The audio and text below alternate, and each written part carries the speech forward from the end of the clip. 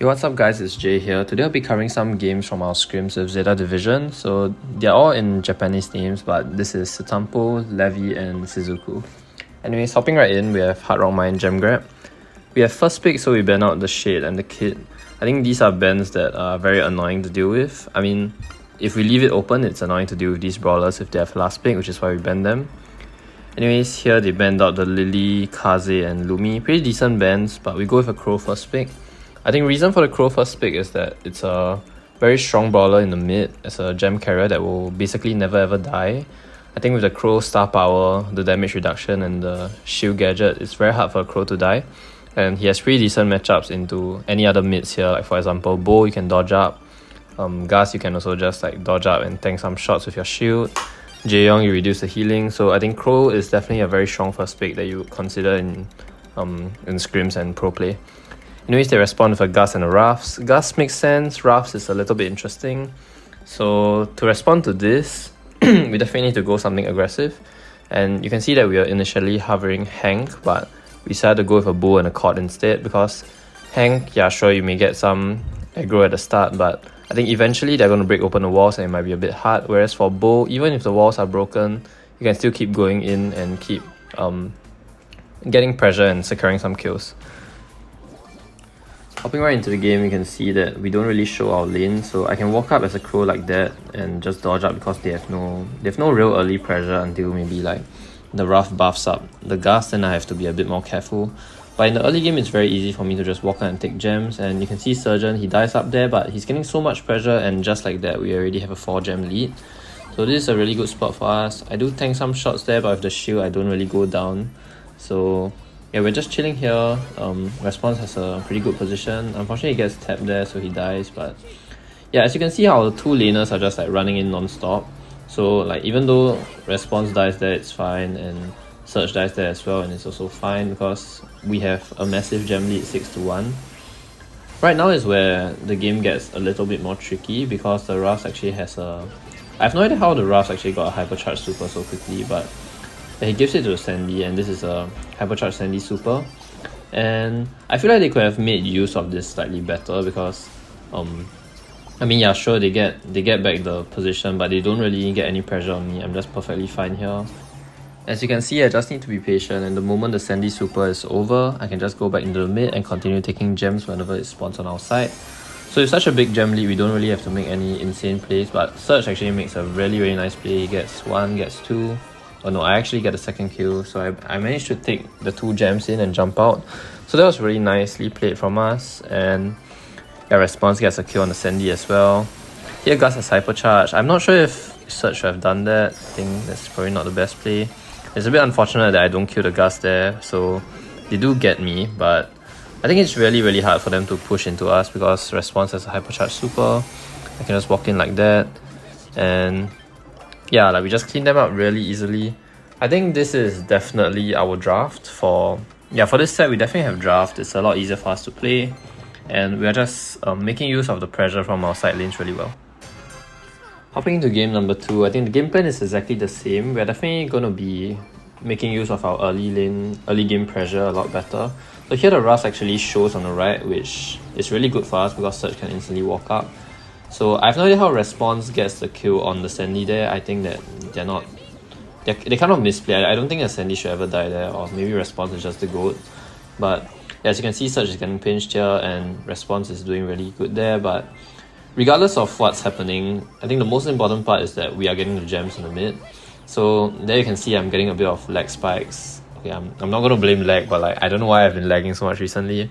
I just get random lag spikes, but okay, it doesn't really matter because like they do take the gems, but I think the Sandy is definitely going to die here if Surge just pinches with me. So yeah, we do get a kill here. I make this jump. I think it's okay because Response gets 1 kill. He should definitely get the other kill there, and he does. So yeah, just like that, we have all 9 gems on our side. The last gem is here. I don't really know where they are, so I can't... Okay, I still go for it anyways, but yeah, we do get the 10 gems, and let's just see what happens here. Response gets a really nice kill and takes him to the realm as well. Like, Response is playing a really insane chord this set. So yeah, just like that, we do take the set. As you can see, response with the 7-0 Cordelius. I'm gonna give him a thumbs up. I think well deserved for that performance. Anyways, second set we're going into Brawl Ball Sneaky Fields. Just to clarify, we do play more than one set of each map. I'm just showing you guys some games that I feel are more interesting or closer within like each scrim so that it doesn't get too boring. Anyways, Brawl Ball Sneaky Fields, we do ban out the Jaeyong, Cord and Crow. I think these are all very strong first picks for them, which is why we ban these out. They go with a Lumi, which is still very strong in the meta. And we were considering Bonnie at first, but I think we decided to go with a Gus instead because Gus just outranges Lumi. But in hindsight, maybe we should have taken a B because Gus is kind of weak in the tanks, so it might be a bit too early to go a Gus. And yeah, the moment we locked Hank, I think we kind of knew that the draft was a little bit scuffed because none of these brawlers can actually convert goals too easily, and picking brawlers like this where we have kind of lower DPS actually allows them to go tanks. So yeah, the moment we pick this, I mean, ZETA is really sharp as well. They instantly went with a Bo and a Frank. And we were considering Willow, but I think they'll just double key us. So yeah, I honestly don't know what we could have picked here. Maybe Nita would have been a better pick, but yeah, we decided to go with a Colette anyways because I mean, Colette has really good matchups into these, but you're gonna see how the game goes.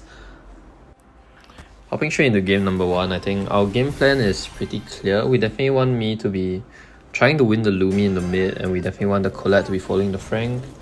And yeah, we do have the correct lanes here. Unfortunately, I step onto the ice. If it doesn't really matter because I don't go down there. Unfortunately, Response dies here, and Surgeon is alive. And he actually wins his lane. And I win my lane too, so as you can see here we have like 2 lanes won, but we can't really push into the mid because they are like going tanky picks. And okay, here we actually do get the full mid control. This is really good from us, so I'm gonna go and take the ball here. Unfortunately, Response goes down. Surge gets a really nice kill, and I'm trying to pinch with him. I get a kill as well. I give him a shield. I'm not sure if this is a very good shield, and okay, that was definitely a very bad ball placement. I shouldn't be passing them the ball at any given time.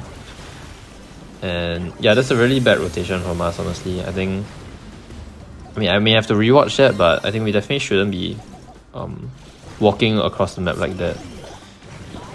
Yeah, so because of that, they just walk up and they just score. I think the issue with this comp is that we definitely need the lanes, because if we have Hank on the Frank, I think it's just game over. Like, they're just gonna walk up on both lanes and it's really hard for us. But if we swap, they're just gonna walk up as well, so it's a little bit hard for us to play this. Anyways, here we see Frank on the right, so I think Surge is gonna make the swap over. He has a really nice kill, and my Hypercharge bomb actually hits the Lumi as well. But yeah, the game is really chaotic, but I think as long as they have at least one person still alive, especially the tank, so especially if they have at least a Bo or the Frank alive, it's really hard for us to push in and convert it into a goal. Here Surge gets stunned, not the best, and my entire team is dead. And yeah, this is not a very fun game. We're just getting bullied in our spawn. And yeah, Response gets stunned there as well.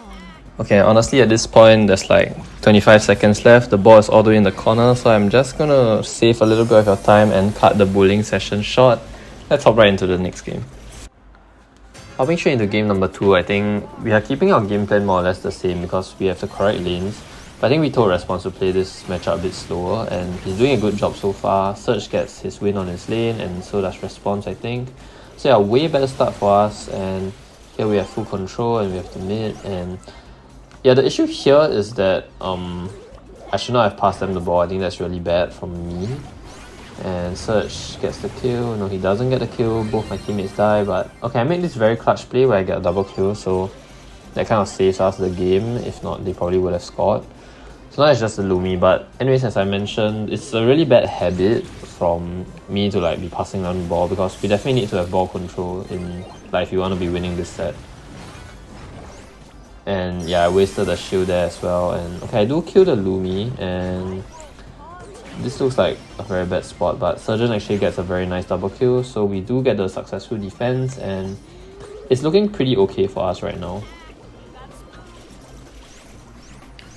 And yeah, in this position, we are purposely putting the ball there so that they can't really grab it like without making a play. The issue now is that the bull has a hypercharge super, and yeah, there's none of us can really do too much. And oh my god, response with that double kill. I think that was completely unintentional, but we take those. And yeah, I think in this situation, when response has position, I have my hypercharge shield, we definitely should be converting this into a goal there. But I mean, if you guys caught that, we actually made quite a bad misplay where Surgeon kind of blocked my shield for response, and because of that we couldn't convert it into a goal. So I think that was really wasted, probably our best chance to score in this set. And yeah, in this position it's really hard, like the bull just dashes on me, hypercharge dash, and I can't do anything about that. So they go 1-0 up again. And with 30 seconds left, yeah, we do have our hypercharges, but we don't have much time to push. Response makes a pretty good play, and we're moving the ball to the right, so it's definitely still winnable here. But yeah, both my teammates go down, so it's tough. Here I'm making a last ditch effort, I get a double kill, but yeah, the ball is in a corner. I mean, like, even if I didn't put it in the corner, I don't think it would have made a difference. Anyways, we definitely could have played better this set. We messed up a few goals, but I think it's still hard because it's a lot more punishing for our comp. If we mess up a goal, it's really hard, and we definitely have to kill 2 people in order to score. Whereas for them, they always have a bull just charging in that can definitely secure a kill, so it's definitely easier for them to score. Anyways, I'll just be covering these 2 sets for this video. I'll definitely be doing more of these types of videos where I just give you short snippets of our scrims. I think it's definitely something that's more interesting for you guys to watch. The scrim ended here because Shizuku messaged me saying that they had another team to scrim with that had 0 ping, which is why we cut the scrim short. Anyways, thanks for watching. Do leave a like and don't forget to subscribe. I'll see you guys in the next one.